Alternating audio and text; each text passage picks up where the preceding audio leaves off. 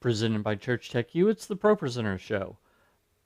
On today's show, how to use the new background fill effects in ProPresenter 7.11 and newer.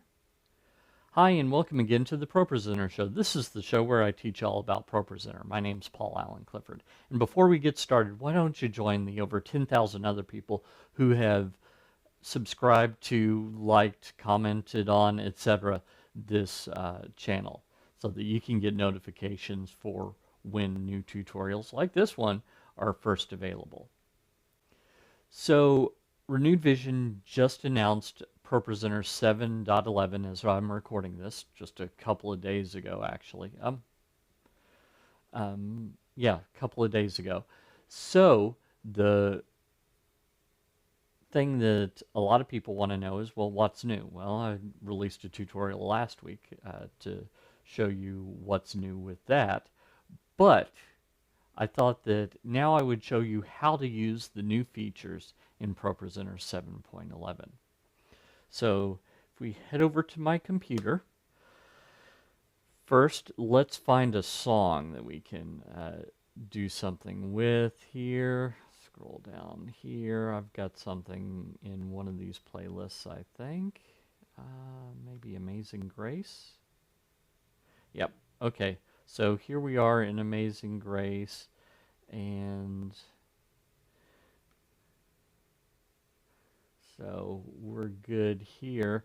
What you might notice is that I have this background right here that has, it's kind of desaturated and a little blurry. So how did I do that? Well, first off, what I did was I went in, right click, edit slide, and I clicked on this, and then instead of fill color, you can go to fill effect, background effect, and click on either background invert or background blur. So let's start with the first one, background blur, because that's the one I've shown you already. And you'll notice that we've got a thing here for saturation and blur. So I can change how saturated it is. Let's make it a little less saturated, and how blurry it is. Let's make it a little blurry, and this will apply to the layers underneath that. More specifically, it will apply to the media layer and the live video layer. So let me go ahead, click show here, and I will go ahead and take this full screen so that we can see it.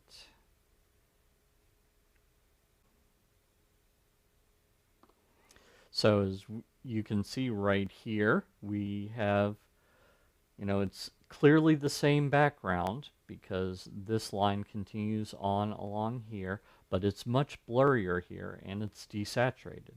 So that's one thing that we can do. Let me make sure that I'm not applying this theme here in looks. I am, so let me remove the alternate theme here. Click save.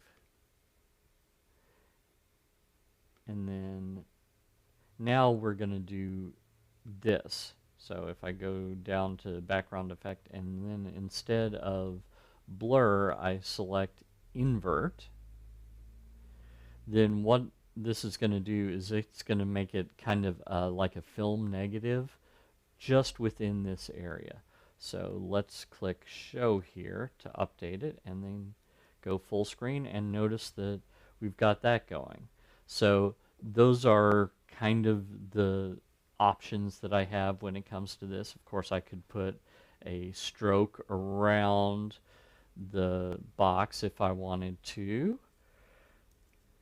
I could also, this is something that I think is really helpful, is I could apply feathering here. This isn't new, but I could apply it, and then it will dissolve around the edges.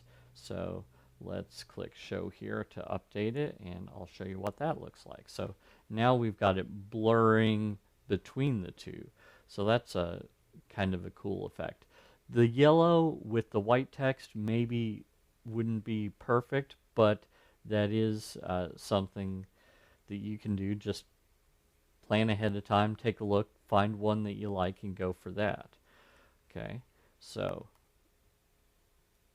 now let me tell you some things that you can't do. So it is the case, if we go back here into show mode, if I go to video input and select my FaceTime camera, notice that is live, and I get rid of this, notice that you get a live video of my desk from the FaceTime camera in my that is over there in that area.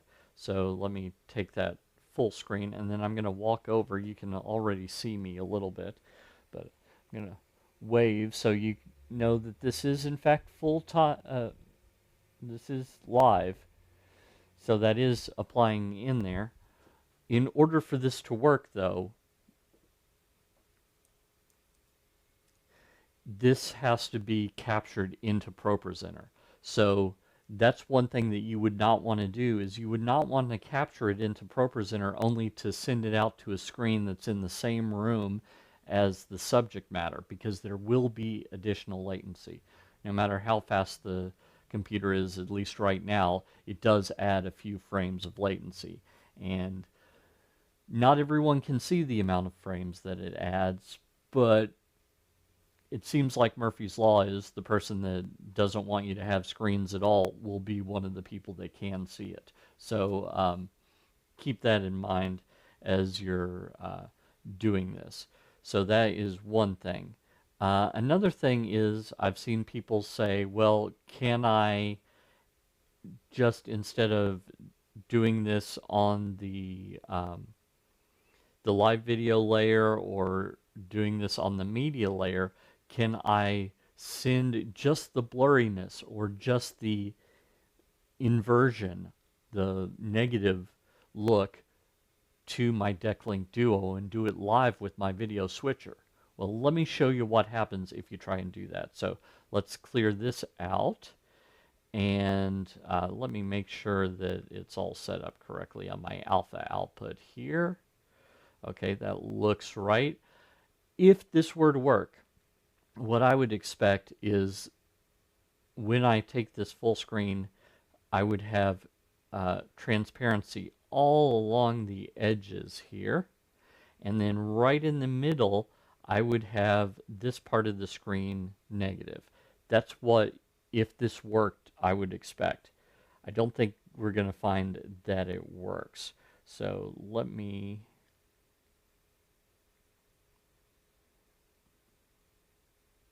go ahead and put that key in, and, well, kinda. It kinda worked in that we get the transparency, but the middle part is not inverted, it's just kinda white. So that's not what you want. So let me remove that. What happens if I try and do the other one the same way? So right click, edit the slide,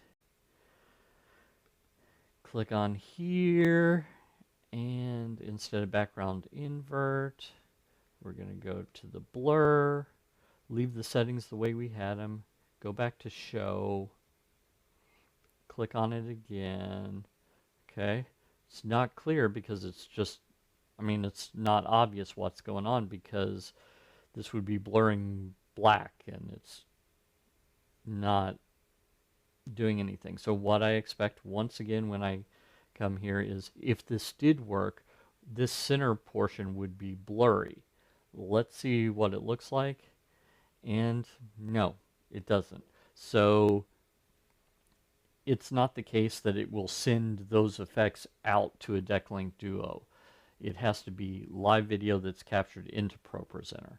So keep that in mind as one of the limitations of doing this, that it's less than ideal for doing that if you want to do iMag.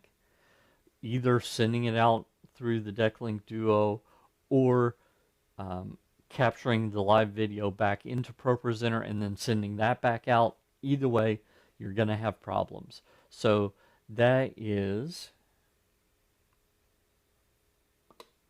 how to use the new background fill effects in ProPresenter 7.11 and when not to. If you like this content, you'd probably like my ProPresenter 7 Quick Start course, so head on over to TDM.fyi/pro, the number 7, and then quick. Give me your name and email address, and I will make a login for you for free for that class. Until next time, this is Paul Allen Clifford from TrinityDigitalMedia.com and ChurchTechU.com, reminding you to go out and change eternity.